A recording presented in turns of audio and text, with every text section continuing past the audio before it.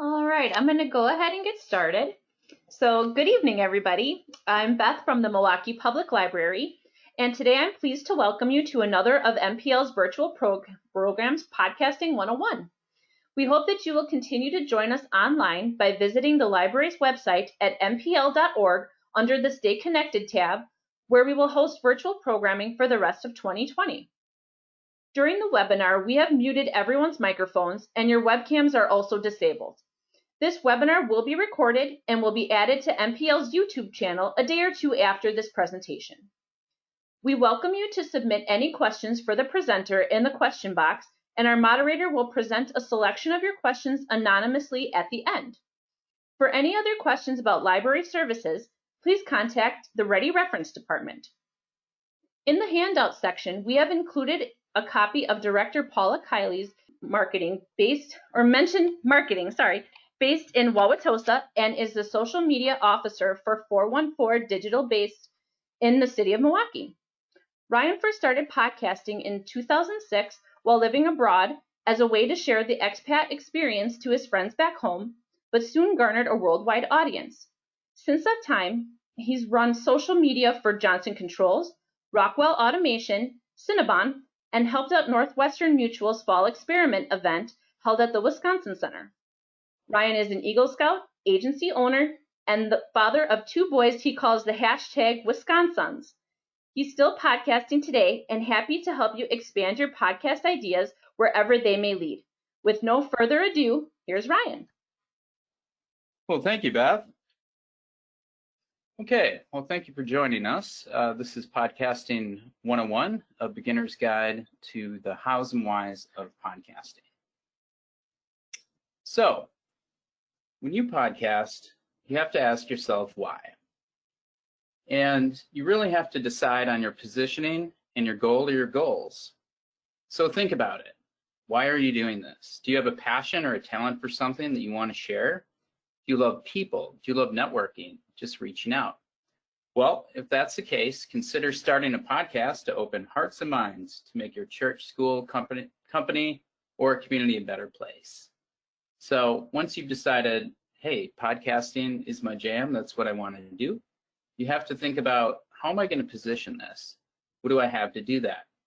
So truly, this is the hardest part. You have to think about, why you're going to reach people and why they're going to care. So there's many ways to do that.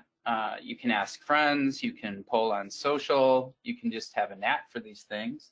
But however you get there, it has to be given some forethought and some due thought. So please think about how you're going to achieve your goal and the best way to do that. So when you're thinking about how to do that, consider the production level, basically how much time and resources you're going to push into your podcast. Think about the brand, the logo, potentially multiple goals, and think about how you can make something sing. So the way that you position your podcast to reach your goal really does matter. And as we were chatting a bit before we jumped on today, some of us on the call have started podcasts before, but not fully followed through, and that's perfectly fine. It's very easy to start something and stop. It's even easier to just be a critic. But to be a producer, content producer, and a successful one takes thinking and positioning and following through on your goals. So as I say here, 99% talk and then 1% walk. So if you position yourself to do a great job and you have the support network and you're doing everything you can to make something work, shoot for that 1% and you should succeed. So once you've come up with what you're going to do and kind of how you're going to go at it, you really have to think about the resources. And to kind of frame that up, you can think about them in different ways. You can think about high production. So this is something that you're probably not going to do out the gate. Maybe you work at a company that you feel you have to. We mentioned in the intro some local Fortune 500s. Certainly those folks and those teams are going to want to come out swinging. But if you're even a smaller company, 500 or less employees, or a smaller organization, or a community organization, a public organization, you don't have to come out swinging. You don't have to be Gimlet Media. You don't have to be NPR, This American Life. You don't have to be, top 10, this, that, and the other. So you can put this out in the future. Hey, my goal is to do the sharpest, slickest, most polished thing I could ever do. That's not a bad goal, but it's not something most people need to attain, nor why most people start podcasting. They just want to start because they have a cool idea and they want to reach people. And that's what today is all about. So I'm not going to belabor the high-end professional and how to get an ace in the hole podcast here today. I'm just going to kind of tell you how to get started. But you have to understand what you're up against. You have to see the market. You have to understand positioning. So high production, pretty much out. Professional, that's something you may shoot for that's a little more within your grasp, but still, I mean, this is going to be software licensing, editing, taking out all the ums, the ahs, this and that. Having someone do that, and man, oh man, does editing take a lot of time and can be laborious. But if you're willing to put in the work, you can get something that sounds pretty slick. Amateur production, this is probably where most of us on the call today and or the podcasts we listen to really are. It's, a guy and a girl and a microphone. It could be, any group in a microphone, and they just kind of hit record and go. Now, amateur doesn't mean just completely rookie. You should have good audio quality. If you don't have the audio quality, people aren't going to listen to you. We're not going to go too into video podcasting today, but the same thing. I mean, if you have a 720p camera, no go. If you have 1K, probably not going to work. 2K, maybe. 4K, definitely. But then again, you're getting up to more professional production. But amateur production is just, working with what you have. This is the sweet spot and where many of us want to be. So, in a quick social media work from home world, being real is okay. Watching Chrissy Teigen do something funny is great. It's like, oh yeah, she's just like us. Of course, she has a big bank account and is married to a celebrity. But, it does seem very, very real, and that's fine in this day and age. And then lastly, where some of you will start as well, which is totally fine, is basically seedling production. So this is kind of where you start, right? Where you make the mistakes, where if you screw up, it's okay. And as long as you don't make big mistakes, right? Like we've all been in the Zoom meeting where someone gets up or says something in somebody's microphone. You want to avoid that, and you really can avoid that on a podcast. So this isn't generally live recording that you're just capturing, kind of like today, a produced podcast, one that's kind of more planned. We'll have, presentation materials and or should be edited. So that's something to think about. So once you come up with a podcast and you kind of know what you want to do, you don't have to worry about the logo and all that fancy stuff, but you just kind of come up with a name and an idea of what you want to do. Think about, how you can generate some topics, right? So if your topic is social media, for example, there's some ways to make some discoveries as to what people are most interested. You can follow trends. There's obviously Twitter and Instagram hashtags. What are people listening to? You could use, Spotify, see what, top pop music is, or on Shazam, see what like the most Shazam things are that week. So there's a lot of public utilities or, private companies that you can publicly gain information from. But you can also get it from your friends and those closest to you. And, some ways that you can really generate some interest is sending out an email asking for feedback, sending out, mobile messaging or social media, and just getting that feedback. And we do it for a variety of ways. We do it because, hey, it's free, and free is generally looked at as pretty good. 2, it builds community. So if I ask you a question, you will probably be more invested in my brand or an authentic answer if I ask you directly. So basically, if I ask you something, you'll feel important, and you are important. And so, that helps develop trust allegiance, alignment, all that stuff. Basically, you become a bigger fan of that person if you can interact with the producer, the star, the company, product, service, etc.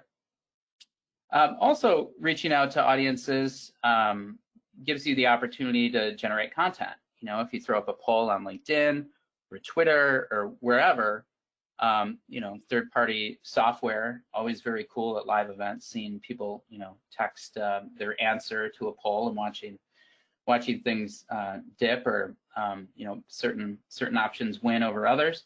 It's just content, right? And content kind of feeds the beast.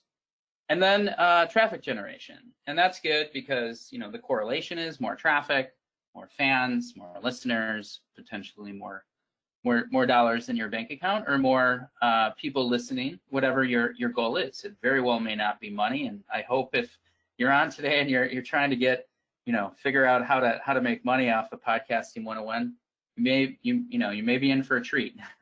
Podcasting is generally an enhancement of your brand, an extension of your voice.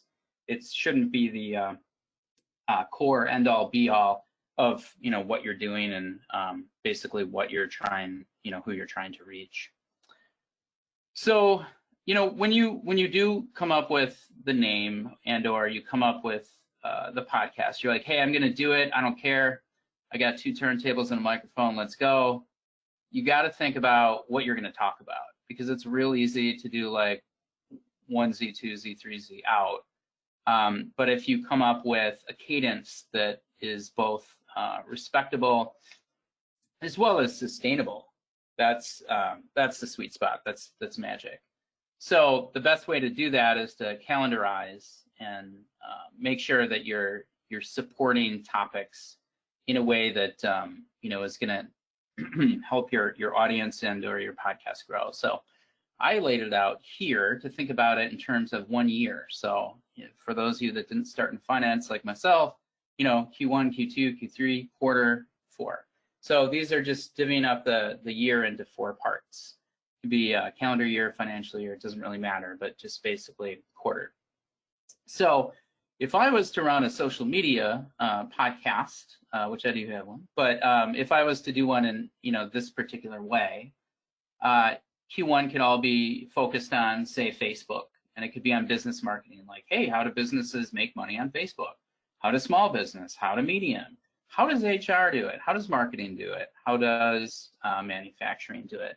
So you can really expand and think about your overall topic, which is Facebook and business marketing, and then coming up with subgenres or basically, little themes that'll help be interesting. And sometimes you can do a series, right? You can be like, this week, we're going to talk about, Facebook Live. And then next week, we're going to talk about recorded. And, you can certainly kind of expand and give your audience an opportunity to kind of think through things. So bring them on the journey and make it interesting. So if I was to talk about Q2, again, with that live, but moving to YouTube, it'd be a totally different genre, right? Or a totally different deal. YouTube's a different animal. Do they have comments? Yeah. Are they a social network? That's debatable. They're very much a search network, how to. I don't know about you, but if there's a particular issue with something mechanical or something around the house, I'm a homeowner, and I'm looking to like fix something that I don't know how to do on a faucet, I'll use YouTube, and it can work really good. So if you made a how-to, podcast about some particular theme, that certainly would help. And you don't have to stick on these 4 social networks that I have up here. This is just an example. If I was running a social media podcast, how I may divvy it out over the year. So Q3, again, switching topics and switching platforms.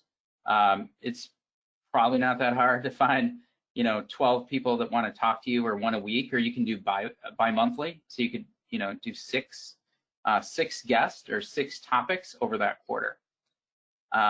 And then Q4, you can expand again. You don't have to go every week. You could do 1 a month, right? So that's 3, or you could do twice a month, 6, or you could do every week in the quarter, which is 12, which it becomes more and more difficult to do, especially if you're trying to get high quality guests. So if you can come out of the gate, getting, let's say, even like 4 or 5 really high quality guests.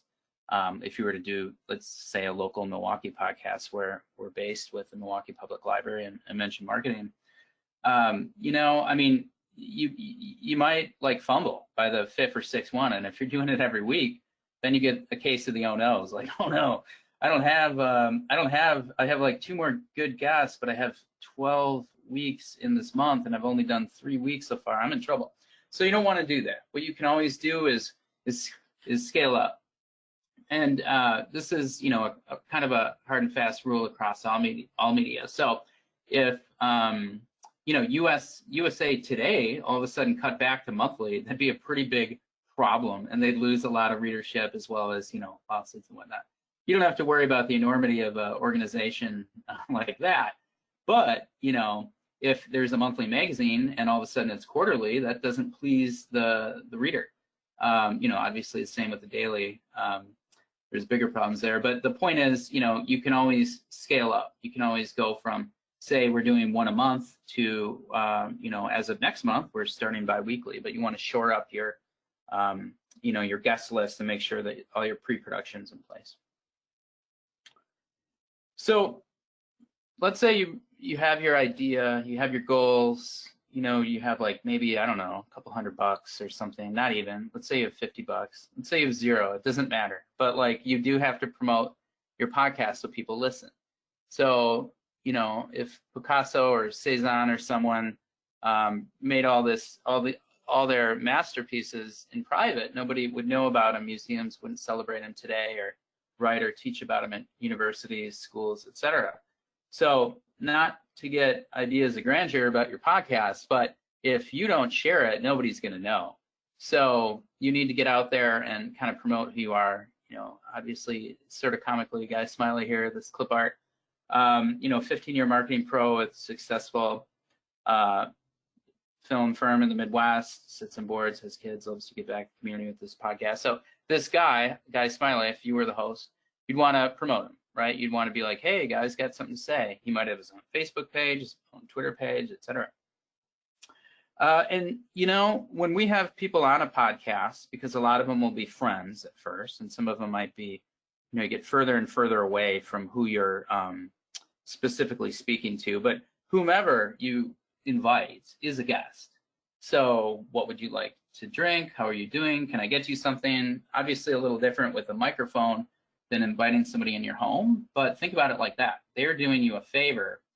And so you want to accommodate them and be kind and gentle and go through pre-production or run through something, make sure that they're very comfortable, that their reputation is going to be enhanced, their experience is going to be high quality, and that they're you know, they're welcomed to your podcast world. So whether it's, you know, Pam Beasley from The Office, if you didn't pick that up, or anybody, we have to treat them with the utmost respect, whether it's like the janitor or the CEO type thing. And so whomever they are, if they're just kind of you know, regular Joe or Jane or someone that you consider really important, be very respectful and kind. In terms of you know, when you do get a more marquee guest, like somebody from a family-owned corporation or C-suite or something just cool, right? Like, let's say Elon Musk is going to be on your podcast. He's like, I'm just doing it. I'm doing the most random thing. Or Bill Murray or whoever. Somebody fun. It could be, you know, female leader to Brene Brown or whatever. We have an opportunity to promote them, their words, their little bio, what have you, and tag them, tag their company, tag their colleagues, tag their groups, tag their alumni association. Don't forget to mention. And, you know, that goes across all walks of life, again, from the janitor to the CEO. And you want to do so in a way where you're asking permission. So it's not that hard to kind of guess and be like, hey, will you be on my podcast? And they're like, yeah, that sounds cool. And they might not have checked with compliance. Okay, maybe they're in finance or something regulated with the government or whatever. Or maybe just their company is very close to the vest and they really aren't allowed to do it. So if you get somebody from a company that's, you know, very outspoken, they may actually be like, yes, you can absolutely speak with this person, but we want XYZ spokesperson there or part of the process as well. So if you do plan to go after more notable guests, very well a company may say no. If they do say yes, it's often with stipulations, and you always have to ask permission. Now, that's not the same through all organizations. Obviously, publicly traded are quite different than others, but charities have regulations, they have rules, they have donors, they have boards, they have people with vested interests with pockets probably a lot deeper than anyone here today. So we want to be respectful of that, thoughtful of that in both our outreach, our communication, and make sure that everything is gravy. And like, let's say you reached out to Baird or Molson Coors or something, they probably have a process for that, for even podcasts. They certainly do for, media and communications. Podcasts, like let's say it's a little podcast and they get the okay of a manager and it's on the manager. Hey, it might be no big deal, but it might be a big deal. So you always want to check. So when you get your guest on your podcast, you're ready to rock and roll. The first thing that you want to do, podcasting 101, is just pre-production. So you don't jump into it. My presentation is not perfect here, but it was prepared, to some degree. I could have proved it better, but it's prepared. And that was pre-production for this production, right? So put in the work before you pull the trigger type thing. So a lot of times you want to have scripts, whether that's a bio or permission. You want to be sure that your technology is working. And you want to make sure that everybody's comfortable and there's not going to be any gotcha moments. If you have a gotcha podcast, hats off. People love that stuff, but you might have one great episode that goes viral and then never get a guest again. Because you have to set the expectations with your guest, with your audience, and set the table so that your production is going to be a success. And then when you do hit record, I often dually record. And what that means is I record twice. I record it twice. I'll use my highest quality microphone and or video, and then I'll generally have secondary. And it has happened to me where my core audio file failed, and luckily I had a backup and it was high quality enough to promote. I was still proud of it, and it was great that I listened to my own advice and did that. So you might not just want to be like one camera, like if you were a wedding videographer and you just had one camera and you're like, oh, I'm sorry, out of batteries, like it's just unforgivable. That's obviously a very extreme example, but like the fear and the consequences of that, equipment failure and or operator failure is manifold and, memorable, not in a good way. So what you want to do is prepare, back up, and then when you are producing, recording, do your best with podcasting. Again, you are recording this, so you can go back and edit. You can add an intro, you can add an outro, you can add breaks, sometimes if you choose to monetize their services, and we'll talk about this in a minute, but they'll go ahead and they'll let you, inject ads, but it could be very abrasive and what have you. But the point is, if you do the part one work of pre-production, the production should go smoothly, and or your backup should go fine. So then you're done. You did the podcast. You're happy. Raise a glass. Say a Hail Mary or whatever. Just whatever it is that you feel stress relief, like your job is done. I have news for you, and that is it is not. So 2/3 the battle, half the battle, however you want to frame it up. But basically, again, if people aren't going to see your work, or hear your work, it's not going to be appreciated, and it's not going to help you grow. And I assume you want to grow. That's why you're here today. So it's, what are the basics and how do I grow? Well, you grow by building an audience, by gaining their trust and being consistent with your schedule and your guest and your topics and your production level. So basically just, right the ship, do a good job, build and grow. Certainly things you can do to hyperspeed that, work with third-party partners, agency, ads, all sorts of stuff. But basically, if you want to grow organically and ad from Podcast 101 perspective, you just have to do a good job out the gate. So there's sites that can help you promote this, like Anchor FM, Libsyn, Buzzsprout, and of course social media. So we're not going to get into all the ins and outs of equipment today, but I mean, with just your cell phone and even like a USB recorder, USB-C recorder to a microphone for like $30, you know, you can record fairly high quality. Again, it won't be bulletproof. There won't be redundancy. Like if your phone fails or what have you, which totally happens, you know, Windows decides to, you know, update or whatever. I've seen it all. So, you know, or a multi-track recorder, right? Like, which I primarily use.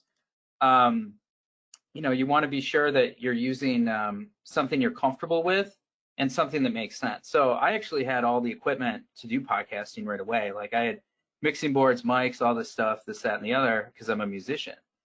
I do have a studio here in Wauwatosa, but what I wanted to do was be mobile. So I had to go out and invest in all sorts of new equipment that catered to mobile, and then get kind of secondary, more economical, redundant resources as well, like basically a cheaper recorder. So however you get it done is great. Again, you can start with $15-30. You can do your cell phone. You can get a Zoom recorder, not related to the video service, or just Zoom recorder. They've been around forever. You can get a nice one that does one line, one that does two. I have the 4-line one, so I can put some, you know, some microphones in it, and it records more or less, you know, NPR quality if needed. You have to test it and things like that, but it does sound very good. And you can do the mixing board, which works wonderfully. You need to be stationary for that. And then, of course, you can also use some of the tools we've all been using since, you know, COVID's been news to the world, like Zoom, Skype, Microsoft Teams, Google Meet, as it's now called, and other video-driven resources, and just pull the audio after that, but off of that. But, you know, that's largely a little more advanced. I mean, it's like it was jokingly said from that Beck quote, to turn tables on a microphone. Like all you really need is your phone and a cheap mic, and you're off to the races. Is it better to have 2 mics? Yeah. It's better to have 4? Absolutely. So whatever works within your budget should work for you. So some best practices, right? So you've recorded and you're pretty excited, you know, but like, I don't know, you're just kind of sitting there and not doing better, or you don't know, you know, the next step. Well, a way to kind of guide your growth, your trajectory, your education and development is best practices. And this isn't, you know, the 1 through 10 list, which I'm sure you can Google, but this is some stuff I came up with that will help us make some, avoid some mistakes. So make sure you have a set time. Make sure if you're on Central Standard Time, they are on Central Standard Time, that they're not on Eastern or Mountain or Pacific or, you know, something abroad. Make sure that it's the same day. Make sure that you even send an invite, and prepare ahead of time, maybe 15-30 minutes before you actually record, if possible. If the guest is very high profile, they will not allow that. You have to nail it, but you know, get 5 minutes if you can. Make sure your equipment's thoroughly tested. If it's just a phone, make sure the audio is good. Beware the elements, and that would be rain, that would be wind. These things can make or break, even with the best equipment, you know, what you're able to do. So always consider a plan B. So, you know, a plan B should always be part of a plan A. Double up. Twice the batteries, twice the microphones, twice the time you think to nail it. As you know, the scouts say, always be prepared. And then work your way up what you want to do. Again, don't swing for the fences, just get a base hit.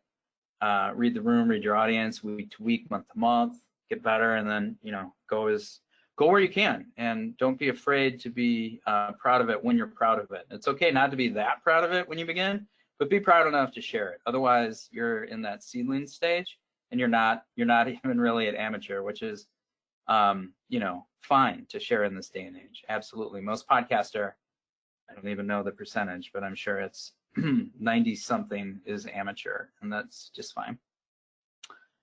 So, you know, some other things not to do. You want to be positive. You want to be helpful. You want to be real. So work on your tone. Sometimes people are like a deer in the headlights. Like I've done this a ton with clients. Like they're super fun, and then you turn on the camera or the mic, and all of a sudden they became very monotone or measured and just not natural and not the best to listen to, and you're like, hey man, if it's not captivating, people don't want to hear it. And that's the triple truth, Ruth. So, you know, you want to be sure that you're being positive with your guests, that you're helping them be comfortable, smile into the microphone, and own your idea, get behind it. You know, you're like, hey, we're talking about Minecraft, people, and I don't care. So, you know, other people will. My point is that, you know, if you lean into something and you own it, a lot of people will appreciate that and respect it. So, you know, there's all sorts of quotes about being late. I came up with this one. 100% of being on time is not being late. Thank you. Just don't be late. You can't be late. Your podcasts get recorded at a certain time, and they should be released at basically a similar time, similar day. So we'll get into this in a second, but a lot of times when you post something, they don't propagate or they don't get sent out to everything all at the exact same time. So I recommend using something like Anchor FM or you know, owned by Spotify now, or one of those others, and you submit your podcast and it shoots them all out to everything basically that day. But sometimes things don't post up for a couple days. So make sure that when you do send people to a new podcast, you're sending them to something that you can depend on. So I would generally choose Spotify because it's so shareable, or Apple. Once it's on one of those, you can share it to the masses. So, you know, don't be late for your guest and don't have them be late for you. And then also publish consistency. Guests again are guests. Treat them with respect. Don't become adversarial or contentious, or again, that gotcha journalism is probably not why people are listening to you. If somebody says something surprising, interesting, or even jarring, listen, because that's what all your audience is doing. They're listening. Let your guests speak their mind, wait, listen, and then reframe the question and or, you know, have them repost their opinion if needed. Batteries will die. They've died on me. It's totally the worst. So don't forget extra ones. I have, man, I don't know. I have a lot of batteries. I mean, I'll bring like 4 or 5 extra batteries, and I'm, you know, strapped like a SWAT team member, ready to just support your video audio needs at all times. It just makes sense. The elements can just kill you too with when it's cold or if it's raining. I mean, I've ran through like 5 batteries where it should have just taken 1. You know, depending on how cold it was and windy and, you know, getting equipment working right. So I don't know that you're going to be up against the elements. I don't know your situation, you do, but just be prepared. And same goes for equipment. I alluded to this earlier, but, you know, if you're depending on a microphone or, you know, whatever, you got to get that quote.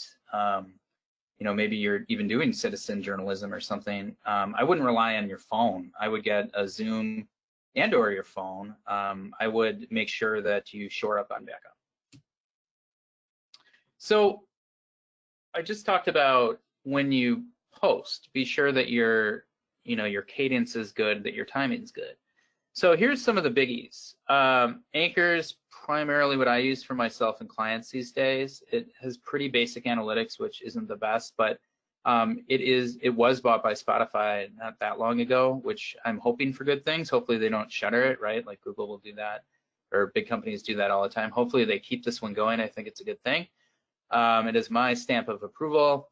Once you post something, just like that little graphic with Buzzsprout, it sends to, not quite as many, but it sends to a lot of podcast services at the same time. So when I started, gosh, you know, ancient, right? Like 2006, when I think podcast was the word of the year by Oxford Dictionary. I was just starting to podcast, and I thought it was cool, but I had to deal with, you know, RSS feeds and submit everything independently. I was doing it from Argentina, so I'd have to post, you know, in Argentina's iTunes, and then do it in Spain and do it in Mexico and do it in, you know, every single country as well as the States. And I mean, it took a lot of time. It was worth it at the time because it was so new and fresh and cool, but it was also a labor of love. And now you can just boom, done. So Buzzsprout's the same thing. I'll get into which one's better in a sec. Apple Podcast is just kind of the behemoth when it comes to podcasts. That's why you'll hear on the radio, like, find me on Apple Podcasts, because just the listens or the views are so much higher generally than elsewhere. And some of these sites do have like direct URLs, like you can go to like anchor.fm/whatever, but people aren't listening there. They're not listening in their browser mostly. They're listening because they subscribed and it got pushed to their, to their device or their ecosystem, whether that's, iCloud, Google, or what have you. And then RSS, everything really podcast is based off of this technology. I don't want to get into it, but this is not what I recommend. I recommend using one of the services in the following sites right here.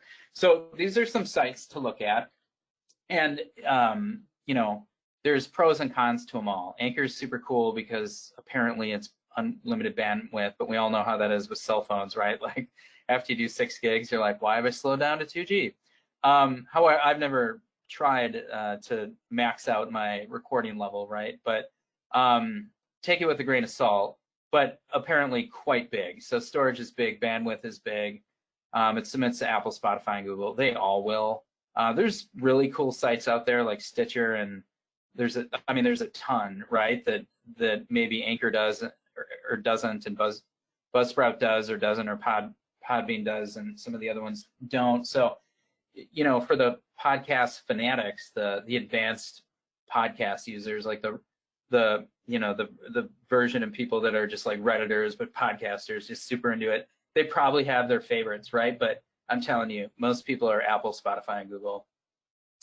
And monetization analytics are varied. Buzzsprout probably does the best job, but you got to pay for that. So don't be like, oh, I will just use this one. You have to explore them all because they all have pros and cons, including Podiant and Spreaker. So monetization, this is tricky. Yeah, they offer it. Are you going to make money off it? No. You may know somebody that's on Twitch or YouTube that makes a little money here and there. Maybe their Instagram, has like their pup or their cat or something has an account that makes money, or even their kid. I hope not. But so it's true. It's out there. Those types of things you think, oh, that'll just translate to podcasting. The fact of the matter is no way. Like these ads are not targeted. These services are not there yet. I imagine because Spotify bought Anchor, they'll get closer because they have Facebook integrated data and stuff like that. But we're not there. Like if you're going to monetize, you're going to do it on your own. So don't even consider that. You can turn it on if you want, but you'll just annoy your listeners. So about that. Subheading, you're not doing this for the money, are you? Hopefully not. Like long term, sure. That's a fair goal. But you should think about it as enhancement of your brand and or your company, colleagues, community center, church, organization center, something that you can give a voice to that nothing else can. And just if I can for a moment, just speak about, how podcasting for the first time gives us all a voice to speak to the masses in a way that any single platform can't. So Instagram's great, TikTok's great, Facebook is, well, it's Facebook. And there's certainly pros and cons to all these, but they're all owned by public companies or private companies, and they all have their goals and they have their positioning. And at the end of the day, it's primarily to make money. Most podcasts are to share passion. They're labors of love. They're to help people. They're how-to. They're this in the news. They're a neighborhood podcast like Washington Heights or Third World Central or, Third Ward Central. They're areas, their geographies, their communities. It could be, Saint Sebastian weekly, monthly. It could be, a church or synagogue or mosque or anything. And for the first time ever, the people have the power. And again, we've had it with blogging, but that sort of got replaced by social. Podcasting is a little different. It is your voice. It is your idea. It's something that no site, even the aforementioned ones, can take away from you. At the end of the day, you have the recording, RSS technology. You own your voice, and you're able to do what you want with it. So it can be nasty. You could, drop F-bombs. You can do whatever the FCC wouldn't allow on the radio. It's up to you. You can do education, good, bad, ugly. You can do anything and everything with podcasts. So think about it like that. Don't go for the money. Go for the communication value, which I see as limitless. So if you are going to go for the money, just quick, because some of you are probably like, get to the good part. Where do I make the money? I'd say it's all about the likes, but hey, you might be all about the Benjamins. And if so, get ready, because you're just going to get, pennies on the dollar, nickels on the buck. So if there is something that makes sense, maybe about like derailleurs more than anyone on bicycles or something, and you've raced your whole life, like that could totally possibly turn into a sponsorship with Trek or Specialized or something, maybe, right? But you probably don't want to shoot out the gate to do that. But if there is a need and you feel the need to do it to monetize, go for it. We talked a little bit about gaming. Gaming's huge. There aren't real sports happening for the most part. Esports certainly aren't. And when you do that, strategize. Basically just plan and think about like A plus B equals C. And I think I can bring that to market. You're going to want to grow as you go. And that's definitely with influence as well. The hard way, the only real way to get notoriety and respect in any market or any job really is hard work. Even like some of the tech titans of today, like, did they really work that hard? I mean, that's their legacy, whether that's today or 100 years from now. Do they have a lot of money? Yes. But, for most of us, we're not going to have that $1 billion idea or take someone else's and monetize it. It's going to be through hard work, and there's nothing wrong with it, and it's awesome. Your experience, your brain, your education, your development, your relationships, your passion, your people, your righteousness, you can bring that to market. And a lot of people want to hear it, whether it's, Black Lives Matter movement or something, timely in the past or whatever's going to happen tomorrow. If you have something to say, stand up and say it. And if you do reach an audience with that, you've, struck a chord, then you got to pitch. You can't just get on a soapbox and start yelling. Could someone come to you like, hey, we heard how loud and passionate you are about this. We want to, give you this treasure chest, open it and see what's in there. That's just like not how the world works. So what you have to do back when you strategize is you've identified a need, strategize like who your end all goal might be, or potential partner or market, associate might be, and then grow your influence. You need credibility. Like you have to go for a while. You have to work your way up. You have to, put in the reps, and then you're ready to pitch. And this is really how you make money. It's not through like, pre-roll and stuff like that. It's not like hearing about, I don't know, kid formula on your randomly on your podcast. But if you're, potentially a parenting podcast, you very well may make the pitch to a company like Gerber, someone much, much smaller, if it's pets, Stella Chewy or whatever, and they may go for it. It might be, limited, but it might be, might be $100 a month or something. And if you're great, hey, go bigger and then, think it in broadcast, for crying out loud, sell it to NPR. But that's the best way to do it. It's not through these services that automatically just put whatever in there. It's to be very thoughtful and make sure that you're, doing a great job. So kind of to wrap up before the quick question area is like, number one, think about why you want a podcast, right? Think strategically. What's your goal? How are you going to position this? Then think about your budgets and resources. Like, so your budget might be $50. Your resources might be 2 people. Might be just you and $200. Whatever it is, 5,000. It doesn't matter. Start small, think big. And production's huge. I think if you guys request, we'll try to do a 201. I can take you through a number, all my gear, or take you through a partner's gear. There's a lot of it, and I can show you and add links to Amazon, what have you, of like how much it costs to get started with particular gear. But like gear is not going to make or break it, and that's just the truth of the matter. Like you can have the best gear, but if you're kind of fairly dull, or you don't have high production value, it's just not going to matter. So again, start small. Look at best practices, try to do what you can with what you have, and then get better. And promotion, right? So you put in the work, you serve the dinner, and then you look for the review and you promote it. Get out there with, starting a Facebook page or Insta or whatever it is, and an email list, which you own, which is better than, social, which is not, ultimately. And, go out there and take the time to earn respect, because ultimately if you're on there certainly day after day, you listen to these talk show hosts, I have nothing but respect for them. I don't know how they do it. Obviously, they have huge, huge, huge teams and budgets, but still, I mean, the dedication is respectable, and you want to garner that respect with your efforts. So, if I can, I'm going to just kind of throw it out to any questions that came through. This is me. I'm the guy who's been talking. And yeah, just kind of want to put it back out there for you guys with your questions, and then we can kind of wrap up. Thank you. Hey, Ryan, this is Ryan. Hey, thank Ryan. you so much for that overview. That was really great. I do have a couple of questions here for you, and I'm actually going to start with a comment that we just received that says, no questions, but I'd love to see a 102 that covers equipment and software at some point.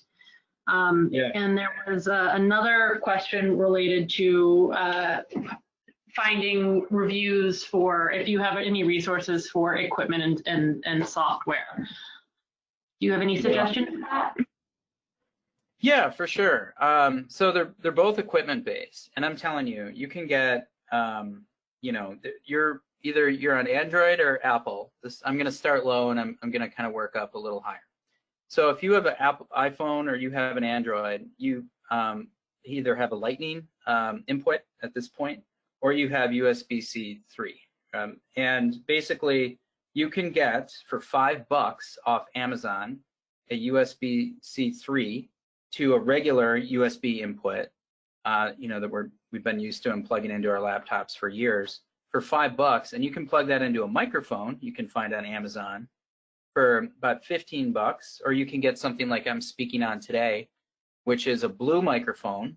I'm using the Yeti, but I did so many podcasts on the Snowball, the Yeti Snowball, or it's by the company Blue, but if you just Google it, you know, Yeti's a little more, and Snowball is about half the price, but they both work equally well, and they work phenomenally well. So what they'll give you, if we look at the cheaper version, the Snowball, which you could plug into your phone or plug into your laptop, you either have GarageBand, which it comes with Apple software, or you know, there's other free software on PCs. You just plug your mic into your USB port, either through your phone or on your laptop, and hit record, and you're good to go. All this stuff's super cheap, right there. That's, you know, from $50 on down. You know how to get things done, and with the Snowball, you can do, you know, basically universal omnipresent recording, like 360 recording, or you can do directional recording. And you know, there's a lot of things you can do in post-production to clean sounds up and make them clearer. So that's kind of on the cheaper end. And then what I would recommend, if you're serious, you're like, hey, I'm gonna be a podcaster, I would get a Zoom recorder. And I would also go to Amazon. And you don't have to buy them at Amazon. You might be anti-Amazon. I mean, that's fine, but do your research there, because you'll see pricing, and you'll be able to be like, oh, you know, I want a Zoom recorder that has 2 XLRs, and that's $200, and I'm gonna buy it. And you can do it, or if like you want 4 XLRs for the Zoom recorder, which has stereo recording that I have as well, you know, that one is more like $400.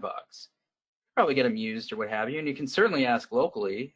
You know, I'd challenge you to find that up. You know, call a audio company locally, and you know, if they don't have one, order one. I totally recommend local over Amazon, but Amazon's great for research. I almost do the opposite, right? Like some people go to Best Buy and then go home and buy it on Amazon. I suggest you do it the other way. Go to Amazon, figure out what you want, and then support someone local. Tell them you appreciate them, leave them a review, make a friend, maybe make a guest. So, you know, I strongly recommend that. And what I'm, you know, in this picture up right here, I think I have 4 headphones. Those headphones I think are like $40, and they're really cool because they plug in USB. I can also take the USB out and just plug them into the audio jack. They kind of make my ears hot, but they really muffle the sound. So there's all sorts of, you know, nuances that you learn through using podcasting equipment. I can't say what is the best. You need to like figure out what's the best for you. So if you don't want XLR imports or like microphone imports, like traditional microphone imports, you can do it all through USB. All that stuff exists. It just depends, you know, how much gear you want and how many moving parts you want. So hopefully that helps, and appreciate the 201. I would love to do it. I can't do this and go through all the gear, but we could do that and make it a, you know, a video presentation next time too. But great. Any other questions? Yeah, thank you. We have a question that asks, what are some of the greatest lessons or challenges you can share about podcasting and specifically managing social media? And then we have probably another 5 or 6 after this one. Oh my God. Okay. So be very clear who's asking what, and you know, how you're going to answer. So as a host, it's up to you to ask the right question and not confuse your guest. I'll just give a quick anecdote. So a long time ago when I was doing the Expat podcast, I had Sky News reach out to me, and I was just like blown away. And I looked him up and I was like, oh my God, like these people are big time in Sky. Like, what are they doing calling me?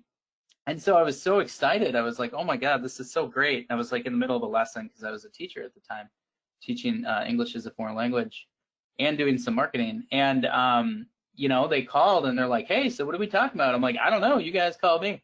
And it was super funny because it was like, well, and we got to go to commercial. And like, I just said like, hey, like, let's just, you know, end it.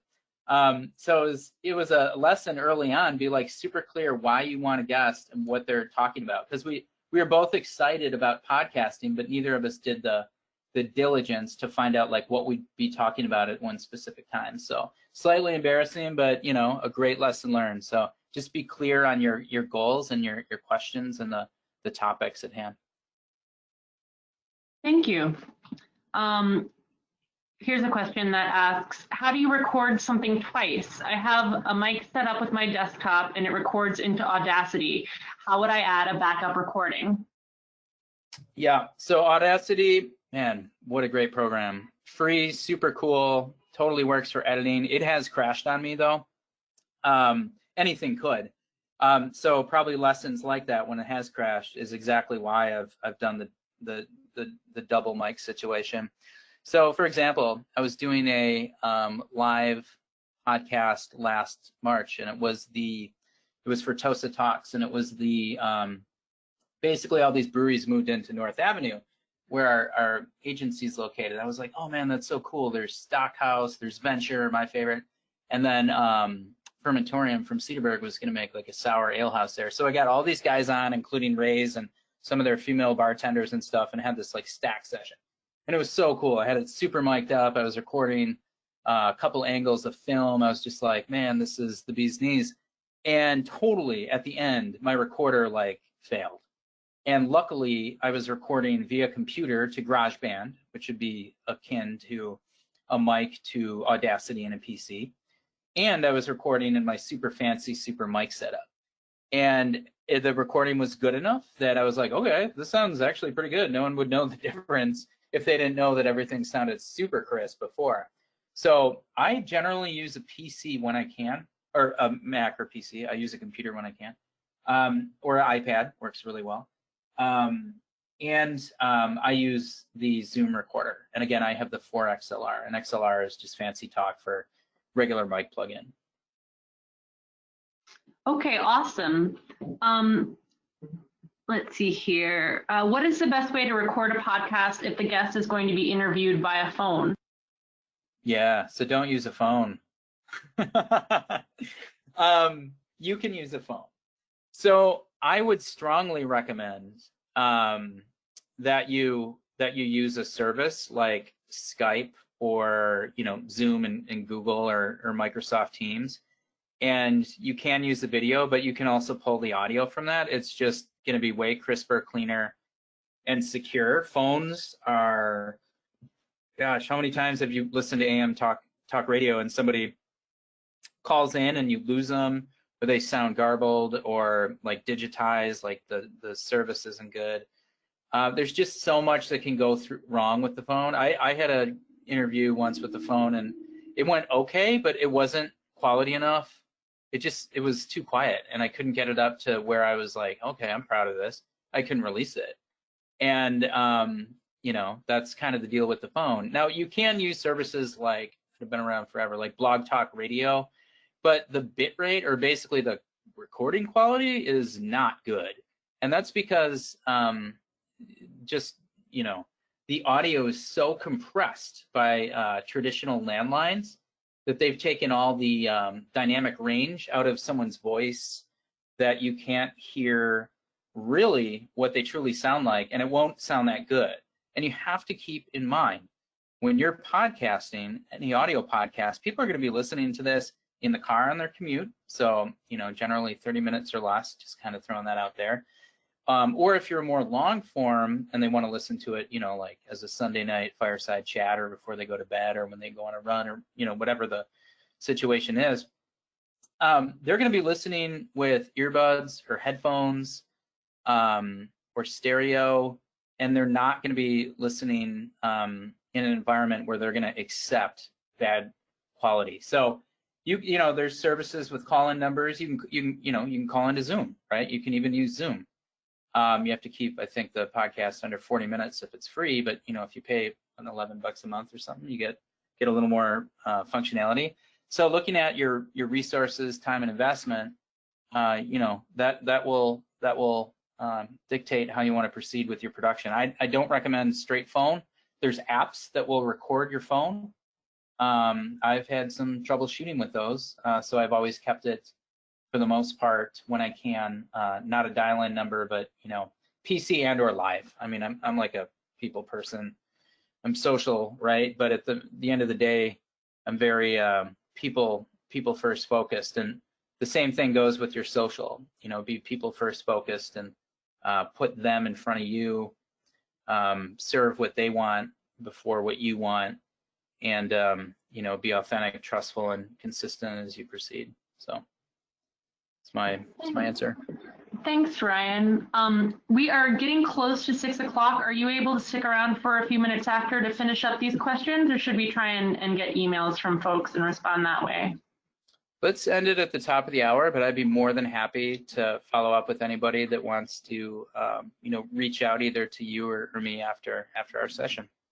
Okay, thank you. And just a reminder that we do have this recorded, so we'll have this available up on the YouTube channel afterwards. So let me just find one more question here for you then. Would you recommend starting with a podcast of a shorter duration, like 5 to 10 minutes, and increase that time once there's a fan base? Or is it better to start it at 5 or 10 minutes and then keep it at 5 or 10 minutes? Sure. I can't tell you a best practice. I'd say it depends on the format of your show. Like if the name of your show is like, you know, local celeb, 15 minutes or less, I mean, right there you have your answer. You want to make it impactful information that's worth people's time, but you don't want to drag it out. So I mentioned something about keeping it under 30 minutes when possible. I break that rule totally, especially if you have a killer guest or you're just deep into it and love it. If you don't have somewhere to go or like kids to go home to or whatever, you know, time is relative with that. So make sure that it's long enough that you can make an impact and deliver your message. So 5 minutes is generally pretty short. But if you like that format, easy in, easy out, whatever works for you. Okay, and I'm going to squish, if you can just give me this answer in one word or so. What topics have been overdone? What's a topic that you think there's just too much of? COVID. I mean, lately. I'd say there hasn't been near enough. We're in nascent days with podcasting. You know, the genesis is years back, but the mainstream acceptance is now. So if you can start for your company, your community organization, your place of faith, your community, whatever it is, if it's parenting or Bitcoin or, you know, anything you see on the horizon that makes sense, start it up, you know, start small and grow. I think we haven't seen, you know, 1/1,000,000th of the podcasts that'll be, because podcasting is your voice and that can't be taken away by a corporation. We can, you know, we can speak for ourselves as people, as voters, as the individuals that have voices, passions, and something to say. So that's not one word, but to back up that one word, I'd say it's probably been overdone. I mean, if you want to do the COVID corner, more power to you. But give people often want to listen to podcasts to unwind. They often want to listen to podcasts to learn. They want to listen to podcasts to relate. So make sure that you're both approaching a topic that's sustainable, solid, and there's a market for it in order to make something successful in podcasting today. All right, thanks. This is Beth. I'm going to jump back in real quick just to give everybody a big thank you and a big shout out for showing up today. Like Ryan said, please reach out to either him or myself, and we will get your questions answered as quickly as we possibly can. Be on the lookout for our video recording of this, which will be available on YouTube probably tomorrow or the day after. Have a great night, everybody. Thank you so much. Thank you. Take care.